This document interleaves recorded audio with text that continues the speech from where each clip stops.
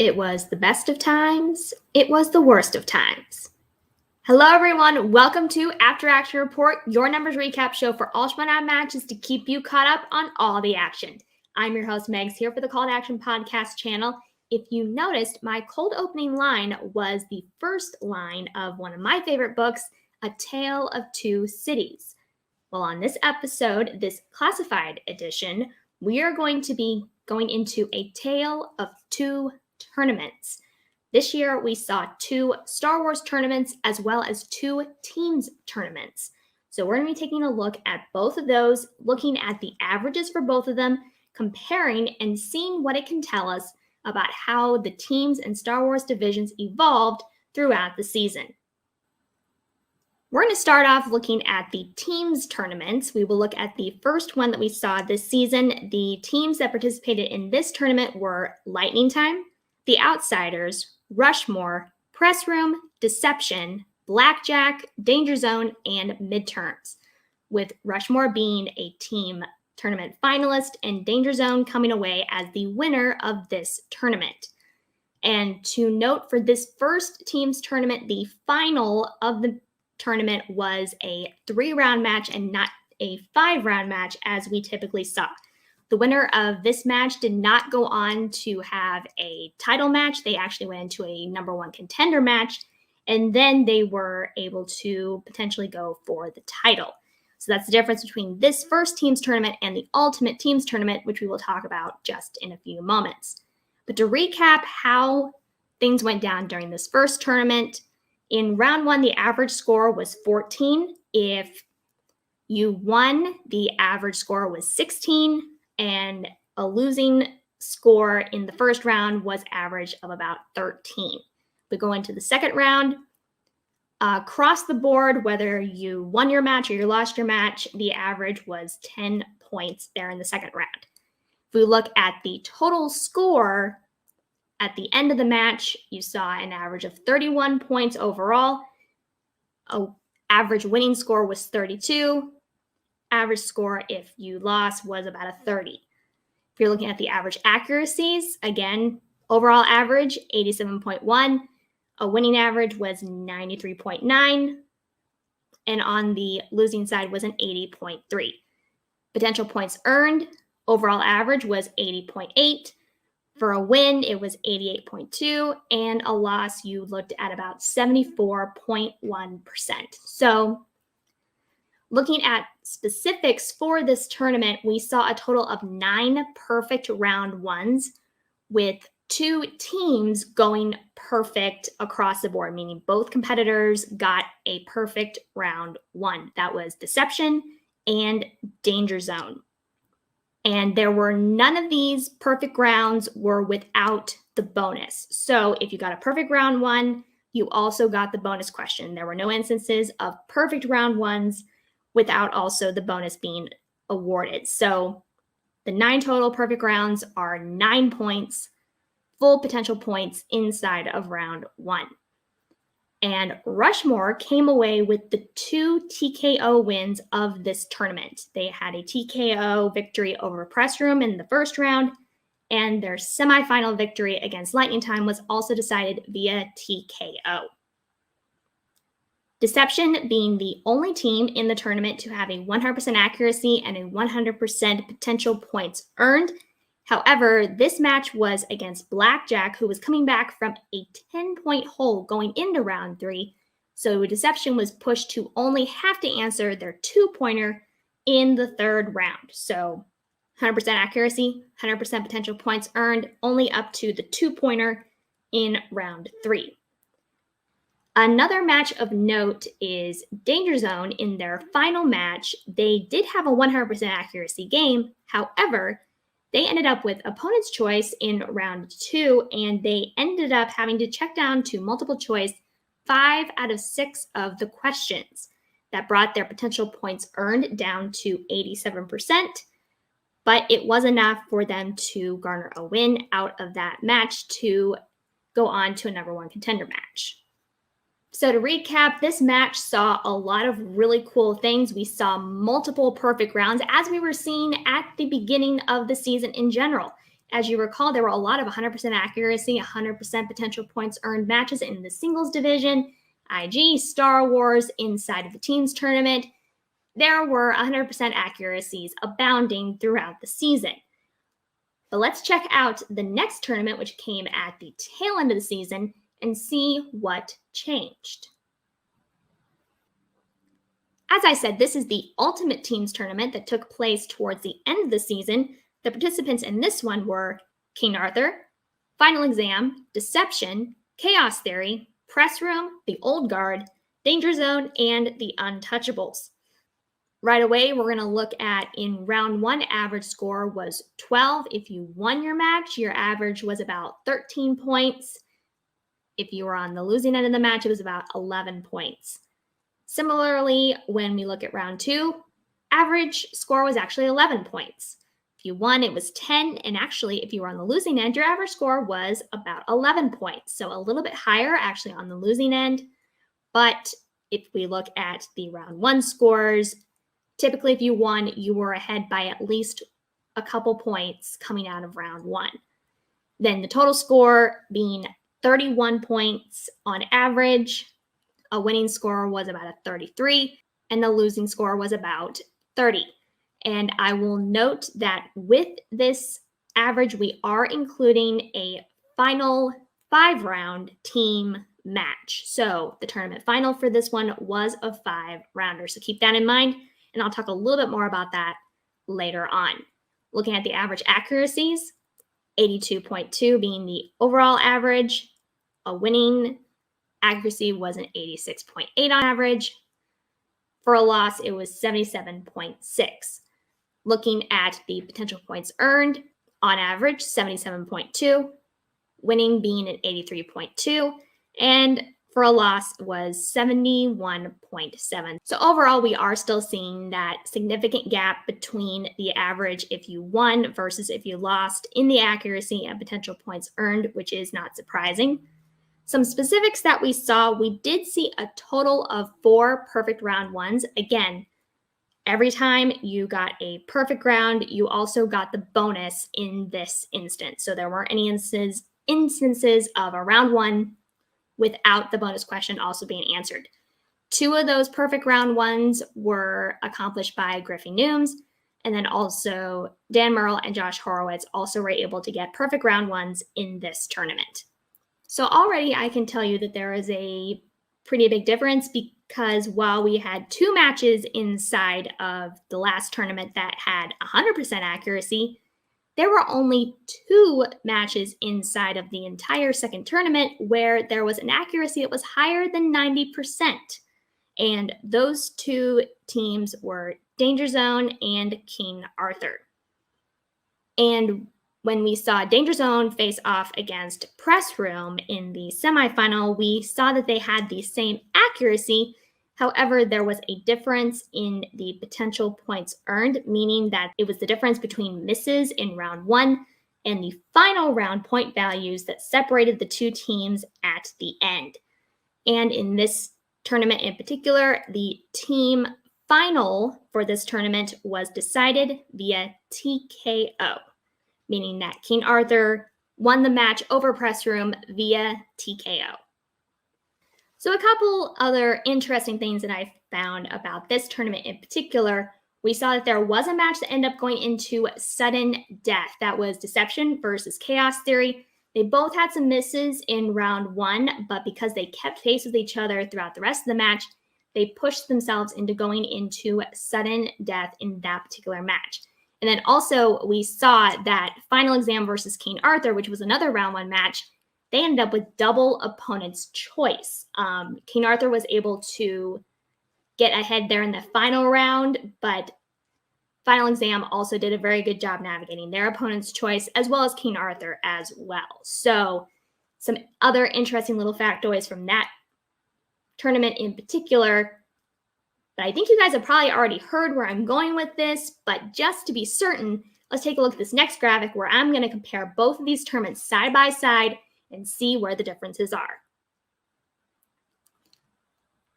All right, let's get into the nitty gritty here. First off, looking at the two team tournaments side by side here, or up and down as I have this laid out, automatically I'm looking at this. Actually, we saw that the round two average score actually went up between tournaments 1 and 2, 10 versus 11 points. But automatically, I am looking at the idea that if you're starting off in the first team tournament, you average about 14 points in round 1. If you were winning, you were averaging about 16 points. Drop down to tournament 2, you're averaging in round 1 at 12 points, which is actually lower than the 13 points that you would get on average if you lost your match in the first tournament. So automatically, we're seeing a pretty big drop here. If you won in the second tournament, you were actually averaging about 13 points, which is also the same amount of average points that you would get if you lost your match in the first tournament. As I said, round 2 is very similar. Looking at the total scores, the total score didn't change, but however, let me also remind you that the final in the second match was a 5-round match versus a 3-round match that we saw in the first team's tournament, which might explain why the total scores didn't change, but take a look at the changes in the accuracy. In the first team's tournament, again, accuracy, high 80s for the accuracy on average, just about 80 to 81% in potential points earned. Drop down into the second tournament, you see a drop in accuracy down to 82%. And then the potential points earned drops down as well, getting down into the high 70s. So once again, we're seeing a drop in that round 1, as well as a significant drop in the accuracies and potential points earned. So automatically thinking about what I talked about earlier, we didn't see as many perfect rounds. We didn't see as many high accuracy matches inside the second tournament. My conclusion here, round 1 got tougher. We definitely see that with the drop in the average scores there in round 1. Round 2 stayed about the same. Competitors were getting the same amount of points, if not maybe even 1 or 2 more points there in that second round. But round 3 continued to be a great equalizer in this tournament, specifically between 1 and 2. 2, it may have factored in a little bit more because we saw those changes in the accuracy and the potential points earned. And adding in the betting round and the speed round to these teams also had a factor on bringing down the averages for those teams. And I'll talk about that a little bit later. But the next thing we're going to do, you may have heard when I talked about who was participating in the tournaments, there were a couple of names that were repeated. So what we're going to do next, I'm going to pull up a graphic that's going to say all 3 of the teams that participated in both tournaments and compare their performances on average between the 2 tournaments and see how each individual team that participated in both tournaments, how they fared. As I said before, there were 3 teams that participated in both tournaments. First one we're going to look at is Deception. In both tournaments, they were semi-finalists. True to form, round 1, you dropped from a 16-point average down to 12. Round 2 stayed the same. They actually averaged 12 to 11 points. In the total score, we actually go from 32 up to 34. So it increased between 1 and 2. So how does that happen? Well, if you'll remember, in the first tournament, Deception had a game where they only had to answer their 2-pointer in order to win because of Blackjack being down so far behind coming into that third and final round. That was the game that they were able to get a 100% accuracy, 100% potential points earned, only having to answer their 2-pointer in round 3. So that does bring down their overall average total score because they didn't need the higher score in order to win the match. In the second team's tournament, they had to answer all 10 of their points in order to stay alive. So they got pushed to going into sudden death in their 1 match against Chaos Theory. And then against King Arthur, they also had to answer all 10 of their points. They ended up losing that match in particular.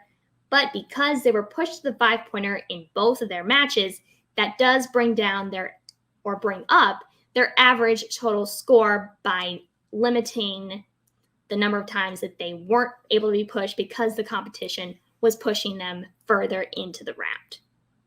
So moving into what I find as the anomaly in this instance, Press Room, who in the first tournament was knocked out via TKO by Rushmore in the first round.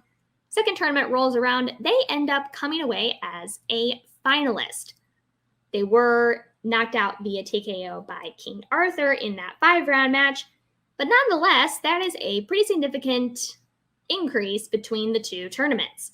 And looking at the first tournament, we only have one match to look at, but they came away with 9 points in round 1, 10 in round 2, a total of 24 points, and an accuracy of 64 and a potential points earned of 60%.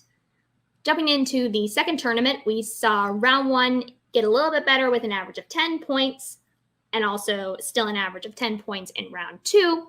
We look at the total scores. We go from 24 to an average of 31 in the 3-round format.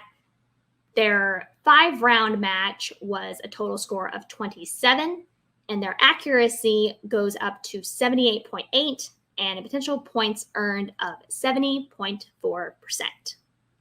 So things just happened to fall in Press Room's way during that second tournament for having still a significant increase in their accuracy and potential points earned. Total scores being about average for the tournaments in general, but round 1 was a little bit lower. Round 2 stayed about in average, but they were able to go from getting knocked out in round 1 to being able to progress as a finalist into the second tournament. Speaking of Press Room, they upset the next team that we're going to be talking about. I'm, of course, talking about Danger Zone, who were the winners of the first tournament, but were knocked out as a semifinalist in their match against Press Room that we just talked about previously. Looking at their numbers between tournaments 1 and 2, round 1, you go from average of 17 to 14. Round 2, going from 9 to 12 between tournaments 1 and 2. Hold up. How did that happen? Well, if you'll remember, in the first tournament, Danger Zone had the wins to get to the finalist, but they did have some struggles in round 2, having 2 matches to which they were only able to come away with 7 points in round 2. But as I said earlier, because they were ahead so much in round 1 going into that second round, they were able to protect their lead, having some lower scores in round 2, but they were able to still maintain being ahead, and they were able to come out with the win, being able to answer a high percentage of their points in round 3 to stay ahead. So going back to Danger Zone's averages between the tournaments, we see what we would expect. A total of 34 in tournament 1. Tournament 2 drops down to about 30. Accuracy, we do see a dip here. We go from about 95% accuracy in the first one to about an 88 in the second tournament. Potential points earned go from 88 down to about 83. So Deception had about a, as you would expect, change in their accuracies and their average points coming between tournaments 1 and 2 based on what we were comparing on average. Press Room was the anomaly, having only had 1 match inside the first tournament and had a ability to increase those averages during the second tournament while everyone else was struggling. They were able to bring up their averages a little bit and be just enough to come away as the finalist in the tournament. So it's worth noting for Danger Zone that they only gave away 2 multiple choice steal opportunities in a total of 4 matches. So yes, their average round 2 score wasn't as impressive in that first tournament, but it was enough to not give away steal opportunities and again, protecting that round 1 lead to still come out with the wins in that tournament. And then you see in the second one, they brought up their average in their round 2 to where you would expect for a team of their caliber, but things didn't quite break their way against Press Room to where they weren't able to go up in that 5-round match up against King Arthur for a second tournament win. So that's going to do it for the teams tournaments. Let's go over into a galaxy far, far away and see what happened during our 2 Star Wars tournaments. Looking at the first Star Wars tournament, we saw Zach Burkett, Adam Witt, Thomas Harper, Eric Whiteley, Gold Leader, Marie Wilson, Ace Cabrera, and Sean Sullivan. In round one, everyone averaged about 9 points. If you won, the score average was about 10 points. If you were on the losing side, you averaged about 8 points. And a similar type of numbers for round two. Overall average was 9. If you won, you averaged about 10 points. A loss was 9 points as well. So a very close margin there in round two, which I'll address here in a little bit. Looking at your total score, average was about 30 points. If you won, it was 31. Loss was about 29 points. Overall accuracy, 91.8. A winning accuracy was 95.9. And a loss, 87.5. Potential points earned overall was 91.4 on average, 96.1 if you were winning, and a loss average about 86.9%. Looking at some notable stats from the tournament overall, we saw a total of 6 out of 14 competitors getting perfect rounds. And again, none of these perfect round ones were without them also getting the bonus question. So 11 points being the total amount of points you can get in round one. 6 out of 14 times a competitor did that. We also saw 4 total matches where we saw 100% accuracy and 100% potential points earned. Again, 4 out of 7 of the matches. Harper did it in his first round match, but he didn't have to go to his 5-pointer. Gold Leader did it twice in his first round and the semifinal match he was in. And Harper scored a 100% accuracy, 100% potential points earned in the 5-round final match, where he scored a total of 44 points, which is the most amount of potential points you can earn in a 5-round format with the fast money format, which is what we were still using during this first tournament. And it's worth noting during that final match where Harper scored a 100% accuracy and potential points earned, Gold Leader only missed a question in round one. That was the only thing that separated those two in that final match. And speaking of things separating them out really closely, we had a lot of really close matches during this tournament. We saw that Thomas Harper versus Ace Cabrera, it was the semifinal match, and they went into sudden death, both only missing in round one, ended up staying perfect through the rest of the match, and that pushed them into sudden death, which was a crazy match to watch as well. Another significant one was the semifinal match between Zach Burkett and Gold Leader, where Zach checking down to multiple choice in round two ended up being the only thing that separated those two by the end of the match. Let's jump into our second tournament, which was the Ultimate Star Wars Tournament. Participants here were Nikki DiMolanta, Ross Arsenal, Laura Kelly, Eric Whiteley, Gold Leader, Joseph Scrimshaw, Alex Damon, and Molly Damon. Looking at round one, the average was 8 points, also about 8 points if you lost your match, but if you won, you were averaging closer to 9 points. Similar story when we're looking at round two, 8 points being the average. If you won, it was closer to 9. Then you had around 7 if you lost that match. On average, total score was 26. If you won, that would be a 27. And a loss was 25 on average for a total score there. As far as accuracy went, you averaged about an 86 on average. If you won, it was a 90.7. Loss was an 81.3. So a pretty significant gap there between them.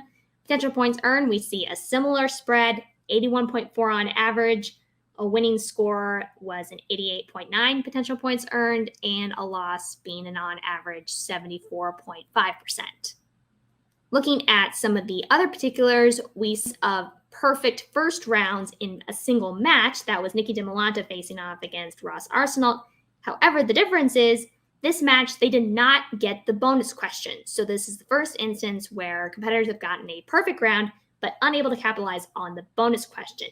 The only person who was able to capitalize on a perfect round And a bonus question was gold leader, who also was able to come away with a 100% accuracy and 100 potential points earned, but that was not being pushed to his 3 or his 5.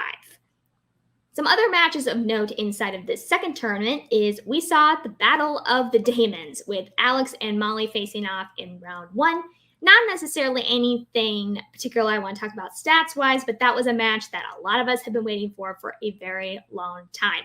What was notable was when Alex went up against Nikki DeMolanta, because both of them ended up getting spinner's choice on their round 2 spins.